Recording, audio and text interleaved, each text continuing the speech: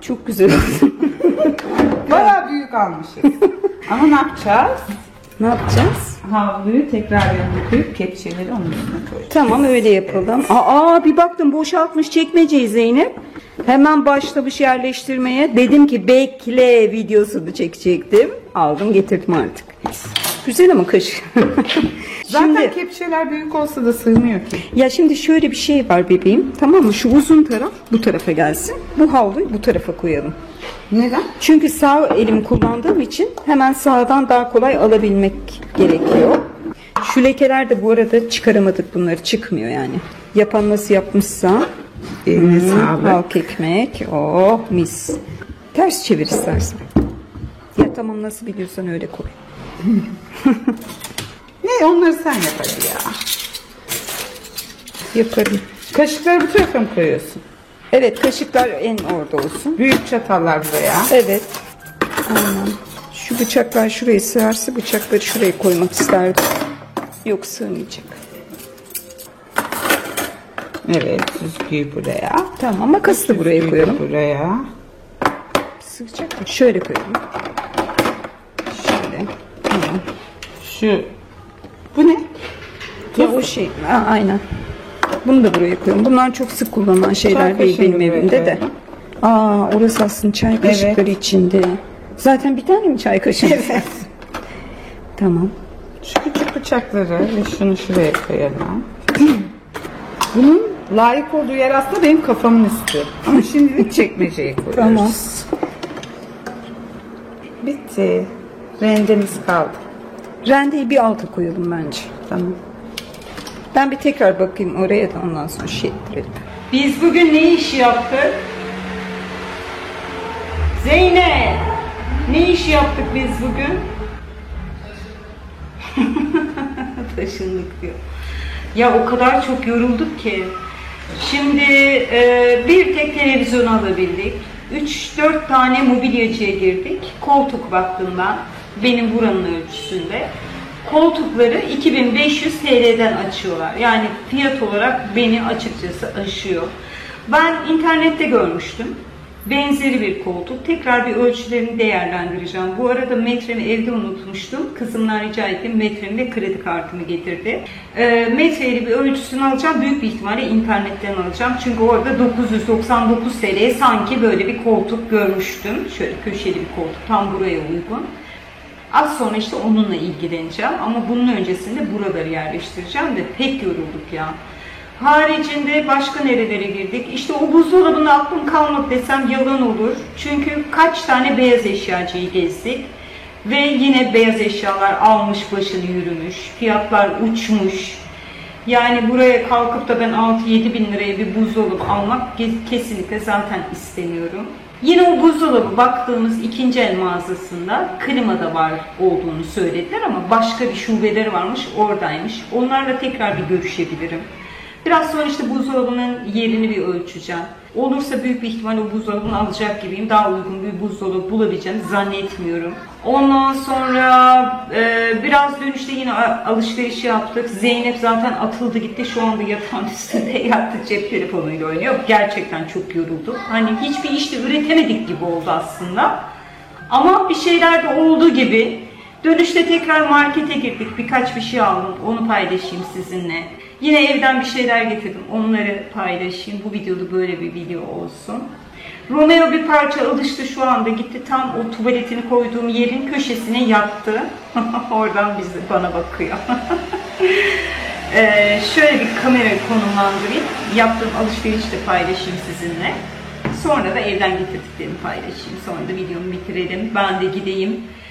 Şöyle bir şortumu giyeyim, rahat bir tişört geçireyim üstüne, ondan sonra dinleneyim. Gerçekten tertemiz çıktı bugün.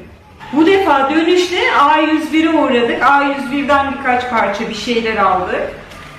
Şöyle altılı bir soda aldım. Buzdolabımızda yok, böyle içeceğim, yapacak bir şey yok. Bir tane çubuk kreker Zara istediği için onu aldım. Yine şöyle Kızılay'ın meyveli bir sodasını aldım. Bunlar için de açacağımız yok burada. Getirmemişim. Açacak getirmedim ama Zeynep açmayı biliyormuş. Çakmak gibi bir şeyle açarım dedi. Canıma minnet. Zara çikolata istedi. Ona Milka aldım. Kız kardeşim Zeynep Hanım'ın işte hani çok fazla bir şey yiyemediği için onun da canı çikolata istemiş. Şöyle birer tane Milka aldım ikimize. Gece de gündüz de acıkırsa Zara diye biliyorsunuz tüpümüz yok. En azından sıcak şöyle noodle yaparız diye düşündüm. Bunu aldım. Bir tane elma suyu aldım. Biliyorsunuz ben pek seviyorum bunları. Bir de benim en çok sevdiğim şeylerden bir tanesi şöyle çilekli rulo bir kek. Bunu Zeynep yiyebilir mi bilmiyorum. Gerçi yumuşak ama. Bir de o ucuz olan mağazaya girmiştik ya, orada hemen şu köşedeki raf için böyle kapalı bir şeyler bakmıştım. Şimdi Ikea'dan alsam çok pahalıya mal olacak. A101'de ayakkabılıklar varmış. Gerçekten hiç ölçüsünü almadan gittim. Dedim ki kendimce, yani ayakkabılık olarak değil, şöyle kapakları da var. Şu şekilde 9 liraydı bunun tanesi. 9.90 mıydı? Tam şimdi emin değilim. Bunların kapaklarını kapatıp hani ne bileyim çatal bıçak muhafaza edilir, kuru erzak muhafaza edilir. Bu üçünü şu rafta değerlendireceğim. Çok da memnun kalacak olursam giderim dedim. Bir iki tane daha alabilirim.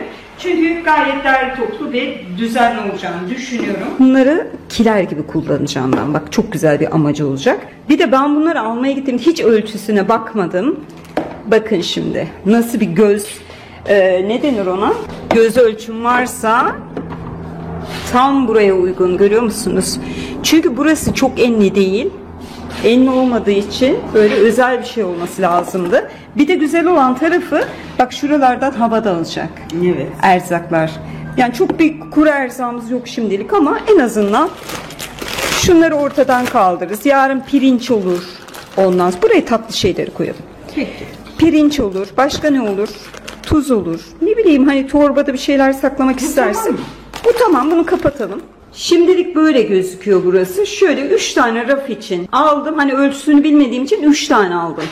Ondan sonra bayanla da konuştum, geri getirebilir miyiz diye. Getirebilirsiniz dediler. Eğer bunlar hani kullanışlı olacak olursa 2 tane daha alabilirim. Bakalım şimdi şunları bir yerleştirelim. Yaparken bir zorlandık. Nihayet oldu. Şöyle. Şunları da kapatalım. Şöyle. Kilerimiz işte böyle. Güzel oldu bence. Onları da yerleştirelim. Ondan sonra ben hemen rafa koyacağım bunları şimdi. Önce bir karşıdan göstereyim. Hani ben olursa tekrar bir iki tane daha alabilirim dedim ama bence hiç ihtiyaç kalmadı. Çünkü 3 tanesi gayet yeterli oldu. Şöyle baktığınız zaman hem daha sakin gözüktü bu raflar. Ondan sonra 3 tanesi de bence gayet yeterli. Bunların içerisine işte ileride erzak falan koyabilirim. Şimdilik buzdolabımız olmadığı için her şeyi oraya koyduk. Mesela en alt rafa içecekler koyulabilir. Böyle paket içecekler. Bu görüyorsunuz zaten şöyle çeyrek bir bölümü kaldı. Buralarda bu şekilde kullanılabilir. Buraya da gerek yok. En üstte zaten klima takılacak. Sonrasında nasıl olur hiçbir fikrim yok ama yani bu ayakkabılıkları bence erzak kutusu olarak değerlendirebilirsin. Sen fiyatları çok uygun. Bir de kamerayı şöyle alayım, bir de evden getirdiklerimi paylaşayım sizinle. Şimdi hatırlarsanız benim giyinme odasını düzenlerken ben şöyle çekmeceler için plastikler almıştım. Bunun 2 paketini mi, 2,5 paketini mi ne kullandım. Ancak bunlar artmıştı. Hiç onun altı için masraf etmeyeyim. Bununla en alt çekmeceyi, bu derin çekmeceyi düzenleyeyim. Oraya da işte bezlerimi, kurulama bezlerimi, süngerlerimi koyarım diye düşündüm. Şu benim evimdeydi. Tufabare'nin bir yağdanlığı. Bundan 3-4 yıl önce yine Zeynep bana geldiğinde bunun kapağı bir şekilde kayboldu. Ne oldu ben de bilmiyorum. Yedi mi, yuttu mu artık bulaşık yıkarken çöpe mi attı hiçbir fikrim yok. Diyorum bugün hep başına kakıyorum işte o yıllardan beri. Kaybettim benim kapağımı diye. Buna zeytinyağı koyacağım ama bir yıkayacağım öncesinde. Şu neydi? Kaş'tan almış olduğum rüzgar çanı da bu diğer evime gidecek. Bunu Zeynep'e yaptıracağım burada. Şunu diğer evimde almıştım. Buraya getirdim. Saç kremi ve saç şampuanı. Açlık otu Zeynep'ten öğrendim. Ara ara bunu yapıp içiyoruz. Bakabilirsiniz internette ne gibi faydaları olduğuna. Şöyle 2 tane BİM'den aldığım lavabo aç getirdim. Buradaki lavaboları bir yapmak istiyorum bununla. Ne olur ne olmaz diye. Evde bir tane turşu vardı. Onu aldım getirdim. Hani bunlar bozulmayacak şeyler. Buzdolabı yok ya ne malum. yeriz burada diye düşündüm. Şunu Zeynep paketlemiş getirmiş. Leblebi almıştık. Bu kadar kalmış. Benim haberim yok ki Zeynep getirmiş. Bir tane diş macunu getirdim. Sensodyne.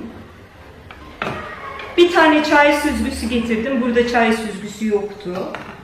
2 tane tornavida getirdim. Bir tanesi kontrol kalemi. Bu da yıldızlı tornavida. Şey yapacağız. Büyük bir ihtimalle bir sonraki videomda görebilirsiniz. Şu lambaları almıştım ya. Onun montajı yapılacak. Unutmadan önce onları koymuştum. Ay açıldı böyle bak. Gör. Tutuverecek misin tatlım ya? Tut. Tepsileri de bunlarmış. Ay minnak minnak. Kız bir gün bu yemek yapalım mı bugün? Yapalım. Fırında mı? Bilmiyorum. Sen bir şeylerden bahsediyordun. Hem tarifini veririz. Ha, rezidans böyle. Rezidans değil mi bu? Çok güzel gözüküyor. Biz sileriz, temizleriz. Tamam işte. Mis gibi fırın. Bak üstte de var. Şu civatayı şöyle geçiriyoruz. Şunu şuna geçiriyoruz. Ama o diğer tarafa bakacak bence Zeynep. Ha böyleydi civata. Tamam ablacığım da şurası şöyle kertik gibi ya. Yuvarlak boru oturacak oraya bak şöyle. Anladın mı? Şöyle. Öyle olması lazım. Neden biliyor musun? Bak şurasını görüyor musun? Kavis var. Bak bu böyle oturmalı. Mantıken şöyle oturmalı. Anladım. Bütün mantık bende. Ama şöyle bir şey var. Bu böyle girmiyor. Nasıl yapacağız? Giriyor. Süper. Buraya tam boruya oturacak. Bak şu şekilde benim tuttuğum gibi gördün mü? Bak oturuyor buraya. Onu da yan çevirerek oturtmak gerekiyor. Senin tırnaklar diye yakında gitmeye ne olacak? Fransız Dibi geldi tırnağım. Dibi geldi. Bunları dün Zeynep kendisi için almış. Hani diline piercing yaptırdı ya canı falan acır diye böyle hazır çorbalıkları almış bulunsun diye. Yine Rossmann'dan şöyle bir bulaşık eldiveni aldım. 2 taneydi bu paketin içinde. Bir tanesini buraya getirdim. Burada dursun. İhtiyacım olacak. Klips anlatmıştım galiba değil mi? Anlatmadıysam da işte bir şeyler bayatlamasın diye bir tane klips getirdim evden. Yine evden sürekli kullandığım rendemi getirdim. Burada ihtiyacımız olacak. Özellikle Zeynep belki rendeleyerek bir şeyleri yer diye düşündüm. Yine eve almış olduğum bu chia tohumlu ekmekten getirdim. Bir tane Heinz'in ketçabını getirdim. Bozulmayacak şeyler. Domates almıştım dün. Şöyle domates aldım getirdim. Yarın kahvaltıda yeriz. Bir tane şöyle Jacobs'un Nescafe'sini getirdim. Burada vardı da biraz bitmişti. Yarın sabah falan içilir. Bir tane makas getirdim. Burada makas yoktu. Bunları evden işte masrafsız bir şekilde alıp getirdiklerim. Bir tane duş jeli getirdim. Palmolive'in duş almamız gerekecektir. Bir tane şöyle Torku'nun bisküvisini getirdim. Belki böyle cheesecake gibi pişmeyen bir şeyler yapabilirim diye düşündüm ama buzdolabı olmayınca biraz sıkıntı. Philips'in şöyle, bu bitmişti de. Şöyle bir ampulü vardı. Buradaki ampullerin hepsinin değişmesi gerekiyor. Neden masraf edeyim? Olmayanları bunları ilave ederim diye düşündüm. Yani bunları bari aradan çıkarayım. Şöyle bir plastik kutu vardı. Buna dedim salça malça koyarız. Belli olmaz. İhtiyaç olur diye düşündüm. Şöyle yine evde aynı o ampullerden 3 tane daha var. Hepsini getirdim. Kullandığımız kullanırız, kullanmadığımız geri götürürüz diye düşündüm. Dahi yani ve şahane oldu. Şu şey vardı ya pembiş kutu. Onu buraya koydum. Bu minik minik çok sık kullanılmayanları. Bunun içine koydum. Çay kaşıkları burada olacak. Bir tane çay kaşığımız var. Çay fazla içmediğimiz için.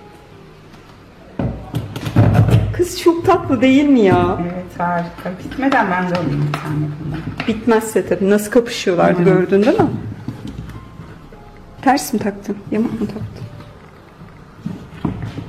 Güzel olacak güzel. Evet. Hadi bakalım besmele çek. Bismillahirrahmanirrahim. Şimdi yak. Çok güzel oldu. Zeynep'in yoğun isteği üzerine aldığımız diş fırçalığı yerleştireceğim.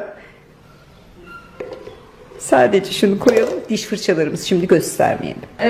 Sonra bir zeytinyağı getirdim. Bu burada kalacak. Bunu götürmeyeceğim. Ben genel anlamda hani zeytinyağları babamdan alıyorum. Babamın Nazilli'de bir arkadaşı var.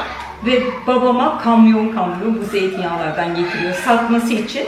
Ben de tabii ki kendi ailemden alıyorum. Mis gibi Ege'nin zeytinyağı. Gerçekten çok güzel bir zeytinyağı. İşte getirdiklerim bu kadar. Bir de Romeo'nun faraşını getirdim. Hani tuvaletini temizlemek için de bunu yine yıkayıp geri götüreceğim.